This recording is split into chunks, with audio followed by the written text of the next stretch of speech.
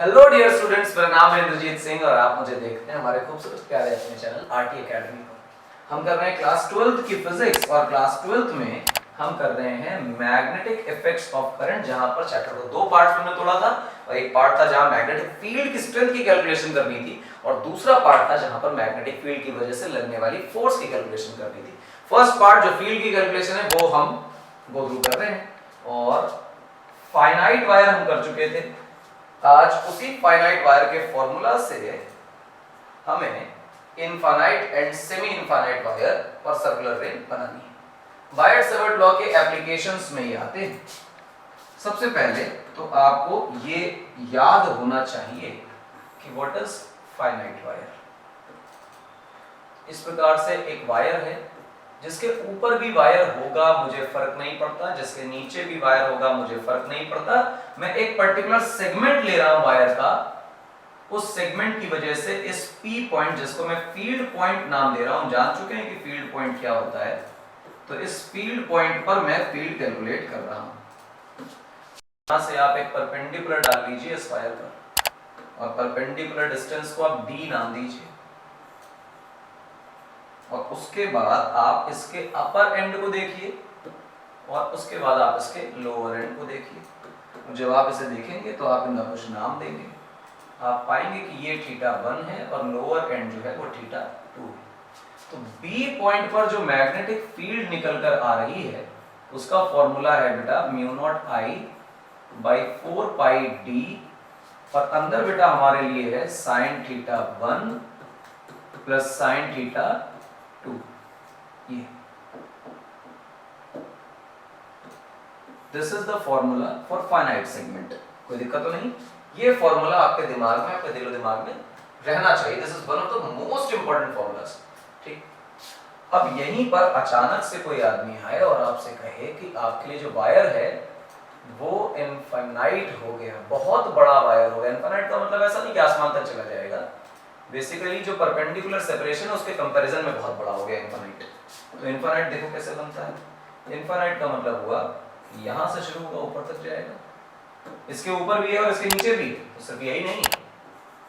अब देखिए, इसको हम बोल रहे हैं करंट ऊपर जा रहा है। ये वो पॉइंट है, फील्ड पॉइंट, जहां पे फील्ड कैलकुलेट करनी है। तो फिर आप इस पर सीधा सीधा परपेंडिकुलर डाल लीजिए। जब आप इस पर परपेंडिकुलर डालेंगे तो इसे D कहेंगे और फिर आप ऐसा कहेंगे कि ये रहा आपका परपेंडिकुलर। अपर एंड को देखें, अगर अपर एंड इंफिनिटी पे है तो आपका परपेंडिकुलर ऐसे और इनफाइनाइट ऊपर तक देखना है, तो आपको कितना मुड़ जाना है? 90 डिग्री मुड़ जाना है।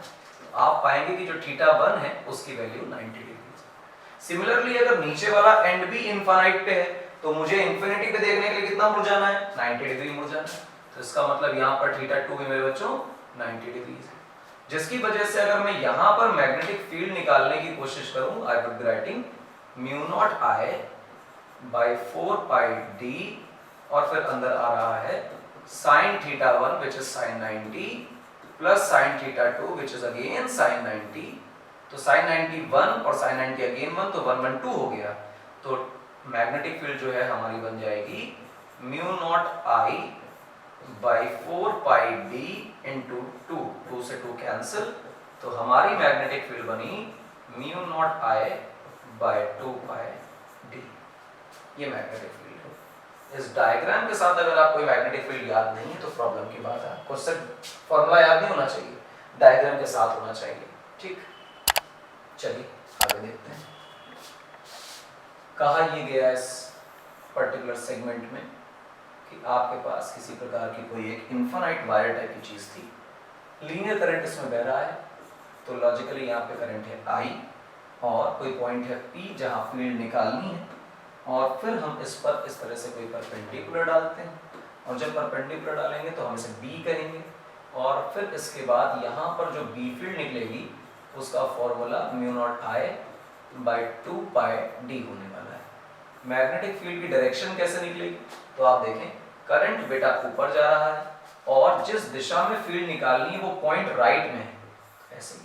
तो करंट की डायरेक्शन से अगर आप गौर से देखें, करंट की डायरेक्शन से अगर आप फील्ड पॉइंट की तरफ घूमेंगे तो आप देखें क्लॉकवाइज घूम रहे हैं, और जब भी आप क्लॉकवाइज घूम रहे हैं तो इसका मतलब आप प्लेन में अंदर की तरफ जा रहे हैं। तो जो बी फील्ड है वो अंदर की तरफ है, ठीक है ना। देखो करंट बेटा ऊपर जा रहा है, अपने फिंगर को यहाँ कर्ल करो, उसके बाद जहां पर फील्ड पॉइंट है वहां मोड़ दो, तो थंब बताएगा फील्ड की डायरेक्शन, ये फील्ड है। अचानक से कोई ये कह दे कि नहीं अब की बार आपके पास इनफाइनाइट नहीं सेमी इनफाइनाइट वायर था, तो वही फाइनाइट वायर के केस से ये भी बनाया जा सकता है। सेमी इनफाइनाइट का क्या मतलब है? सेमी इनफाइनाइट का मतलब ये है, एक एंड तो सचमुच इंफिनिटी पर है और जो दूसरा एंड है वो आसपास नहीं है। डू नॉट थिंक कि इंफिनिटी पे नहीं है तो सेमी इनफाइनाइट हो जाएगा। दूसरा एंड कंपल्सरली हमारे परपेंडिकुलर पर लाई कर रहा है, यानी दूसरे एंड से अगर हम परपेंडिकुलर डाल दें, यानी वायर के परपेंडिकुलर वाली लाइन के लिए ये सेमी इनफाइनाइट बनेगा। तो हमारा जो परपेंडिकुलर है वो इसके एक एंड पर पड़ना चाहिए, तब ये कहलाता है semi infinite wire. If I C की थीटा 1 कितना है तो आप कहेंगे बेटा 90 डिग्री, क्योंकि ऊपर वाला इंफिनिटी पे, और लोअर एंड को देखने के लिए परपेंडिकुलर से मुड़ना ही नहीं पड़ा, तो थीटा 2 की वैल्यू बेटा 0 है। तो जब आप बी फील्ड निकालेंगे तो लिखेंगे mu naught I by 4 pi D, अगर ये सेपरेशन डी था तो यहां लिख रहे होंगे आप sine theta 1 which is 90 plus sine theta 2 which is 0। तो साइन 0 तो 0 हो जाएगा और 90 की वैल्यू 1 हो जाएगी, तो बी फील्ड ऐसी की ऐसी ही आ जाएगी जो बाहर वाला लिखा हुआ है, that is mu naught I by 4 pi D. ये रहा बेटा आपका magnetic field mu naught I by 4 pi D. Clear है मेरी बात? ये सेमी इनफाइनाइट वायर, और दोनों आपको दिमाग में रहने चाहिए, दोनों याद होने चाहिए। अब जब दोनों आपको याद हो गए कि mu naught I by 2 pi d और mu naught I by 4 pi d, तो सवाल लगा लेते हैं इनका कुछ। आइए देखिए, सवाल जब आप लगाएंगे तो मान लीजिए कि कोई वायर ऐसे है और मान लीजिए कि कोई वायर ऐसे है, इधर चला गया, ठीक है, और फिर यहां पर कोई फील्ड पॉइंट है, लेट्स से P, और P जो फील्ड पॉइंट है वो यहां से यहां परपेंडिकुलर डालो, यहां से यहां परपेंडिकुलर डालो, तो आप मानो कि यहां भी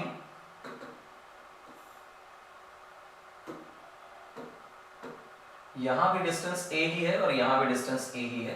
करंट ऊपर से आ रहा है और राइट में जा रहा है, ये भी इंफिनिटी तक जा रहा है, इंफिनिटी से आ रहा था। तो पूछा जा रहा है कि बी फील्ड एट P क्या होगी, ऐसा पूछा गया। तो जब ये पूछा जाए तो बच्चों बिल्कुल डिफिकल्ट क्वेश्चन नहीं, आसानी से हो जाएगा। जब भी वायर कहीं से मुड़ जाए तो वायर को दो सेगमेंट्स में तोड़ लें। सबसे पहली बात, ये आपका एक स्क्वायर टाइप की चीज दिखाई दे रही है, and if I join this, तो आप कहोगे तो डायगोनल हो गया, तो ये एंगल भी बच्चा 45 और ये एंगल भी 45। मैं इस सेगमेंट को वायर 1, इस सेगमेंट को वायर 2 बोल रहा हूं, और फील्ड पॉइंट पर B1 लिखने की कोशिश करता हूं। B1 मतलब ये जो पहला वाला वायर है, इसकी वजह से फील्ड B1 के लिए अगर आप देखें तो थीटा 1 की वैल्यू 90 डिग्री होगी और थीटा 2 की वैल्यू जो है वो शायद 45 डिग्री दिखाई दे रही है, लोअर एंड तो 45 पे दिख रहा है। सेकंड वाले वायर के लिए भी देखें तो एक एंड तो 90 डिग्री पर है और दूसरा एंड फिर से 45 डिग्री पर है। एक इंफिनिटी पे तो एक एंगल 90 और दूसरा एंगल तो आपको दिख ही रहा है वो 45 है। तो B1 निकालें, B1 becomes what, mu naught I by 4 pi d, और d की जगह परपेंडिकुलर सेपरेशन a दिया हुआ है, into sin theta 1 which is sin 90 plus sin theta 2 which is sin 45। और अगर मैं B2 लिखने की कोशिश करूं तो B2 is again mu naught I by 4 pi d and d is again this a, और फिर यहां भी वही हो जाएगा sin 90 plus sin 45। अब दिमाग में इस बात को रखना बेटा, दोनों फील्ड ऐड और सब्ट्रैक्ट दोनों हो सकती हैं। जो मैग्नेटिक फील्ड है वो वेक्टर क्वांटिटी, यानी वेक्टर के अकॉर्डिंग ऐड और सब्ट्रैक्ट होंगी। अगर ये वेक्टर के अकॉर्डिंग ऐड और सब्ट्रैक्ट होंगी तो इसका मतलब ये हुआ कि जब हम ये ऐड करेंगे तो डायरेक्शन देखेंगे। फिर देखो गौर से, करंट बेटा कहाँ आ रहा है, नीचे, फील्ड कहाँ निकालनी है, यहाँ। तो आप जब फील्ड पॉइंट की तरफ घूमोगे तो देखो कैसे घूम रहे हो, एंटी क्लॉकवाइज। जब भी एंटी क्लॉकवाइज घूमोगे तो फील्ड कहाँ आएगी, बाहर, ऐसे घूम रहे हो। अच्छा, यहाँ देखो करंट कहाँ जा रहा है, इधर, और फील्ड पॉइंट कहाँ है, यहाँ। तो इसके लिए कैसे घूमोगे, फिर से एंटी क्लॉकवाइज, और फिर एंटी क्लॉकवाइज घूमे तो कहाँ आया बेटा, फील्ड बाहर। और जब ये दोनों बाहर आ गई तो इसका मतलब ये फील्ड भी बाहर की दिशा में और ये फील्ड भी बाहर की दिशा में, तो दोनों ऐड होने वाली। तो आप बी नेट की जगह क्या लिखने वाले हो, B1 प्लस बेटा B2, और B1 की वैल्यू और B2 की वैल्यू जो है वो है mu not I by 4 pi d।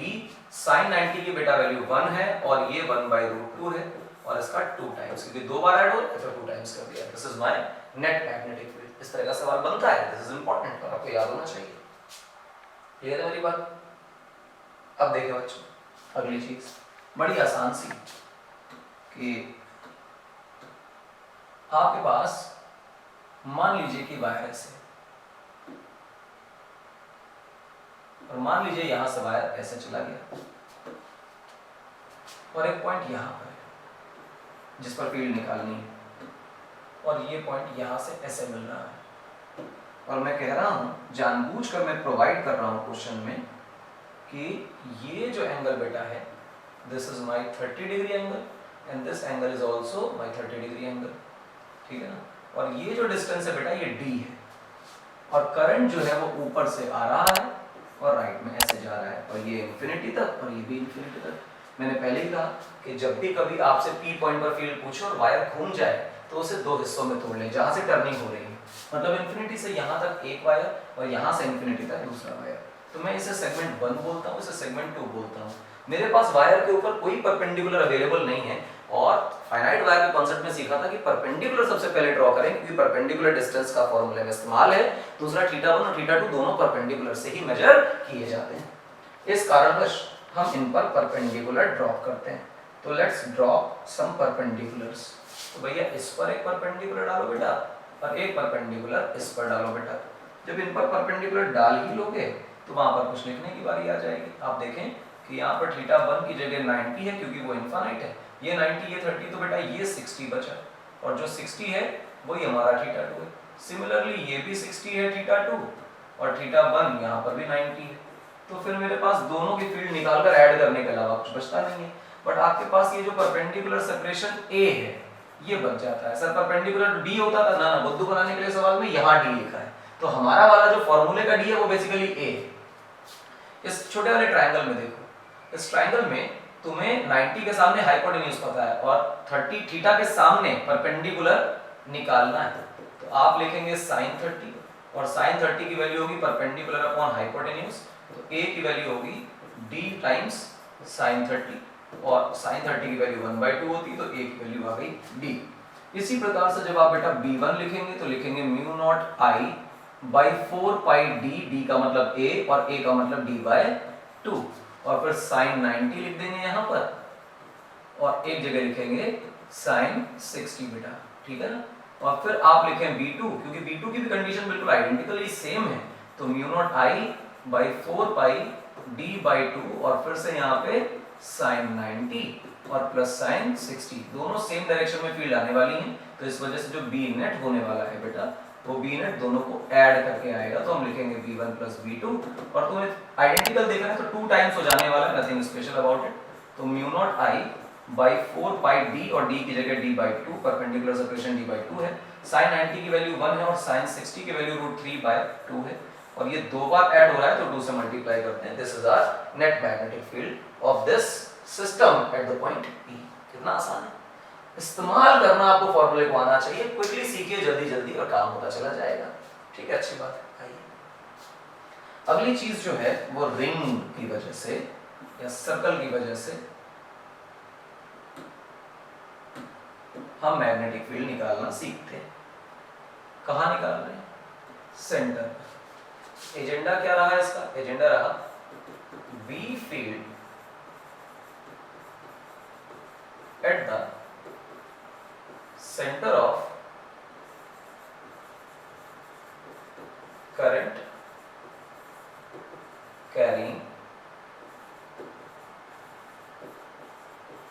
circular ring। इसमें कोई करंट जा रहा और उसकी वजह से इसमें फील्ड निकालनी है तो चलो फील्ड निकालते हैं। अब देखो यहाँ पर करंट मान लेते हैं कि एंटी क्लॉकवाइज और अभी भी मैंने बताया कि जब भी करंट एंटी क्लॉक घूमेगा तो फिर आपकी उंगलियां एंटी क्लॉक घूमेगी तो थंब आएगा बाहर, तो जो फील्ड सेंटर पे आने वाली है वो मान लेते हैं कि बाहर आने वाली है। और ये डायरेक्शन निकालने का तरीका बेसल लॉ बोलते हैं, इसी तरह निकाला जाता है। मान लीजिए कि ये रेडियस है बेटा, ठीक है ना, और हमें बायट-सेवर्ट लॉ आता है। देखो ये स्ट्रेट वायर नहीं, इट इज अ रिंग और ये घूम रही है और घूम रही है तो स्ट्रेट नहीं है, स्ट्रेट नहीं है तो फाइनाइट वायर वाला कांसेप्ट नहीं है। तो क्या करें? कुछ ना करें, बायट-सेवर्ट लॉ हमेशा काम करता है क्योंकि वो छोटे से डिफरेंशियल एलिमेंट के लिए यूजफुल है। और अगर डिफरेंशियल है तो चाहे कितना कर्वीलिनियर हो जाए हमारा वायर, वहां बायट-सेवर्ट लॉ काम करेगा। तो let's take a differential element on this wire loop. मैं कहता हूं कि ये हमारा वायर लूप है और इसे मैं कहता हूं कि डीएल एलिमेंट है। Now just drop a simple radius. तो आपको ऐसा लगा कि जिस फील्ड पर, जिस पॉइंट पर फील्ड निकालनी है सेंटर पर, उसकी जो दूरी है वो हमारे डीएल से हमेशा परपेंडिकुलर। तो कोई बच्चा कहेगा सर परपेंडिकुलर कैसे आपको पता? अरे सिंपल है यार, डीएल टेंजेंट डायरेक्शन में आ रहा है तो टेंजेंट ऊपर ही क्यों लिया? जहां जाएगा करंट वहां लेंगे टेंजेंट, ठीक है ना। तो रेडियस तो टेंजेंट के हमेशा परपेंडिकुलर होती है, तो डीएल और आर के बीच में एंगल कितना है हमेशा? 90। अच्छा, तो हम बायर्ड-सेवर्ट लॉ का इस्तेमाल करते हैं। Biot Savart law, magnetic field at C का फॉर्मूला बनेगा mu naught by 4 pi I का मतलब करंट इसमें बह रहा है I into dl sine phi upon r square. इस पूरे केस में म्यू नॉट है, 4 पाई है, आई है, डीएल की जगह हमने डीएल ही लिया हुआ है और आर की जगह अगर आप देखेंगे तो कैपिटल आर स्क्वायर। उसका कारण ये है कि दूरी सेंटर से रिंग की हमेशा फिक्स है। और अगर आप साइन फाई देखेंगे तो ये sine phi R vector and dl vector के बीच का एंगल है। ऐसा बोल सर किया है तो पढ़ लीजिए इसको। अगर ये दोनों वेक्टर्स के बीच का एंगल है तो वो तो हमेशा 90 है, क्योंकि डीएल एलिमेंट जहां भी लोगे टेंजेंट ही बनेगा और रेडियस मिलाओगे परपेंडिकुलर रहेगी। तो इसका मतलब ये साइन फाई जो है वो फाई ना होके साइन 90। और दुनिया वाले साइन 90 को कभी भी 1 बोल देते हैं। तो हम कहते हैं म्यू नॉट बाई 4 पाई और उसके बाद I by r square into DL.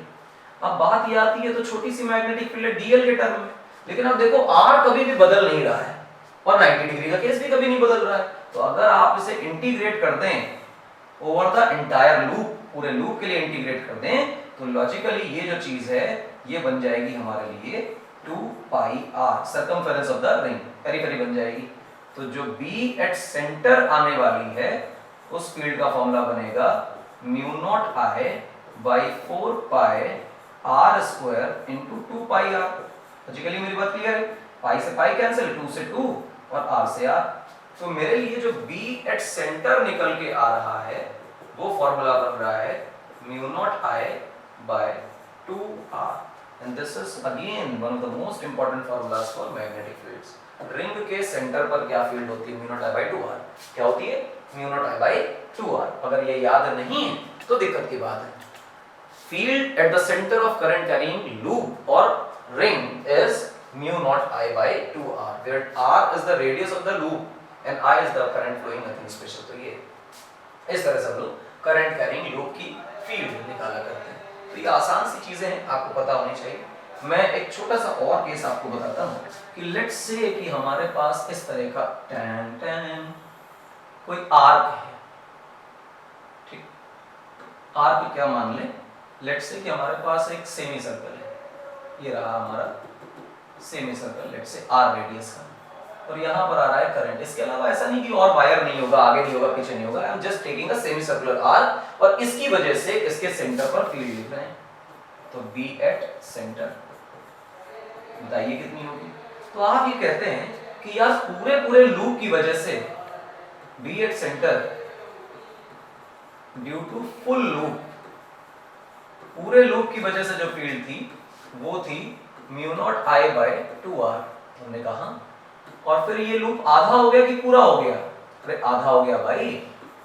तो हाफ लूप की वजह से जो फील्ड होगी वो भी सर हाफ हो जाएगी। तो हम अपॉन 2 करेंगे तो ये 4 बन जाएगा, mu naught I bye 4r। इसलिए हाफ रिंग के सेंटर पर जो फील्ड आएगी वो ठीक आधी आएगी, यानी आएगी mu naught I bye 4r, आधी। तो इसका मतलब सर अगर इसको हम लोग क्वार्टर रिंग के बारे में सोचते कुछ इस तरह से, ठीक नहीं बना ये, ऐसे कुछ, तो ये भी रेडियस आर और ये भी रेडियस आर और यहाँ कहीं करंट जाता है, इस सेंटर पे हम फील्ड पूछते, तो यहाँ पे जो सेंटर पे फील्ड होती वो पूरे ring mu naught I by 2r से क्या 1/4 होती? तो हम कहते हैं हाँ ऑफ कोर्स 1/4 होती। पूरे रिंग की जितनी है 1/4 पार्ट की, उसकी 1/4 पार्ट हो जाएगी। तो हम लिखेंगे mu naught I by 8r। तो आपसे अगर कोई कितने सेगमेंट की फील्ड पूछ रहा है, ऐसा हो जाए कि आधे सेगमेंट की, पूरे सेगमेंट की, 1/4 सेगमेंट की, 1/8 सेगमेंट की, तो लॉजिकली आंसर आसानी से आ जाएगा। एक छोटा सा कॉन्सेप्ट मैं इसमें आपको 2 मिनट और बोल देता हूँ। लेट्स से कि मेरे पास एक आर्क है और ये उसका सेंटर है, और अगर तुम्हें आर्क का सेंटर पता है तो तुम इसको ऐसे मिला भी सकते हो सेंटर से, और फिर यहाँ से भी मिला सकते हो सेंटर से। और मैं कहता हूँ कि ये जो बेटा एंगल है ये थीटा है। स्पेसिफिकली मैं थीटा को इन रेडियंस ले रहा हूँ, आप अकॉर्डिंगली इसे डिग्रीज में चेंज कर सकते हैं, पर जो फॉर्मूला हम बनाने जा रहे हैं वो रेडियंस के टर्म में बनाने जा रहे हैं। मान लीजिए कि यहाँ पर करंट आई जा रही है, दिस इज द सेंटर, और ये हमारे आर्क की रेडियस है, सर्कुलर आर्क का ध्यान रखें। और फिर ऐसा कहा जा रहा है कि सेंटर पर फील्ड क्या होगी, तो बी एट सेंटर क्या होगा। तो हमने कहा सुनो सुनो सुनो, अगर मेरा ये पूरा का पूरा सर्कल कंप्लीट होता तो कितना एंगल होता, तो तुम कहते 2 पाई। तो हम कहेंगे 2 पाई एंगल में फील्ड कितनी मिल रही थी सेंटर पे, तो तुम कहते mu naught I by 2r। तो अगर 1 रेडियन एंगल होता तो कितनी फील्ड मिलती, तो तुम कहते कि म्यू नॉट आई बाई, इसको नीचे भेज दो तो दिस बिकम्स 4 पाई r। मेरा आर्क कितने एंगल का है, तो तुम कहोगे थीटा रेडियंस का है, तो हम कहेंगे mu naught I by 4 pi r into this theta in radians of course. ये मेरी थीटा रेडियन की फील्ड है।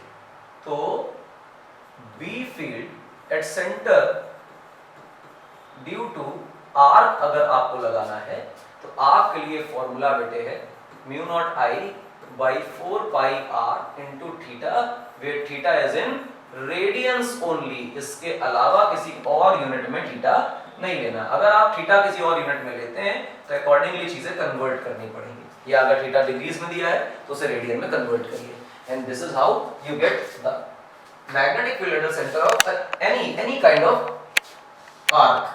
तो अगर आर्क में थीटा की वैल्यू 90 रखते हैं, 90 रखने का मतलब ये होता है कि हमने लेट्स से थीटा की वैल्यू 90 रखी, थीटा की वैल्यू 90 का मतलब थीटा की वैल्यू बेसिकली पाई बाई 2 हो गई। तो हम चेक कर रहे हैं अभी सर, तो b कितना आएगा, तो हम लिखेंगे mu naught I by 4 pi r, और हमारे पास क्या है बेटा, शायद 90 का मतलब हुआ पाई बाई 2, तो पाई से pi cancel, this becomes mu naught I by 8r। और अगर b mu naught I by 8r आ रही है और थीटा रखा है हमने 90, तो इसका मतलब ये क्वार्टर रिंग बन रही होगी। तो क्वार्टर रिंग का फॉर्मूला हमने इसी से निकाल लिया, इसको अलग से प्रूव करने की जरूरत नहीं है। और जरा पीछे जाके देखो तो क्वार्टर रिंग का फॉर्मूला हमने ये निकाला था, पर ये फॉर्मूला भी प्रूव कर सकते हैं। अभी जो हमने फॉर्मूला आर्क के लिए निकाला वो निकाला mu naught I by 4 pi r into theta, और अगर मैं हाफ रिंग देखूं तो हाफ रिंग का एंगल तो 180 डिग्रीज है, और 180 डिग्री का मतलब है पाई रेडियंस, तो just put pi instead of this theta. तो आप देखें इसको काट दीजिए, तो मेरे हिसाब से mu naught I by 4 r आएगा, तो mu naught I by 4 r आ रहा है। इस वजह से ये जो आर्क वाला फॉर्मूला है दिस बिकम्स वेरी इंपॉर्टेंट। अगर आपको ये पता है तो आप किसी भी तरह के सर्कल के पार्ट की सेंटर पर मैग्नेटिक फील्ड निकाल सकते हैं। पर ये 3 इंपॉर्टेंट, महा इंपॉर्टेंट, जोरदार टॉपिक हमने आज निपटाए सिर्फ आधे घंटे में, जिससे 100% आपके पेपर में कोई ना कोई सवाल जरूर आएगा। इन तीनों टॉपिक से पेपर में सवाल आ सकते हैं, कोई बड़ी बात नहीं है। बस यहां से अपने लेक्चर को कंक्लूड करते हैं, क्योंकि काफी बड़े बड़े टॉपिक्स हमने ले लिए हैं। हमने आज infinite, semi infinite, circular ring, half ring, quarter ring और आर्क की बातें करी, और इनके क्वेश्चंस भी लगाए, जो आज आधे घंटे में आपको दिया गया है। मान के चलिए बोर्ड में 100% 2 से 4 नंबर इससे आएगा ही आएगा। फिलहाल हमें देखने के लिए शुक्रिया, और इस तरह के ऐसे कंसाइज लेक्चर जो बहुत कम समय में आपको बोर्ड एग्जाम्स में आने वाले क्वेश्चंस कवर कर लेते हैं, और 100% वो टॉपिक्स हैं, 100% वो क्वेश्चंस हैं जो पेपर में आएंगे ही आएंगे, वो देखने के लिए हमें पूरे साल फॉलो करते रहिए। आरटी एकेडमी पर शेयर करिए, सब्सक्राइब करिए। मिलेंगे अगले लेक्चर में, और भी धमाकेदार होगा अगला लेक्चर। तब तक के लिए थैंक यू।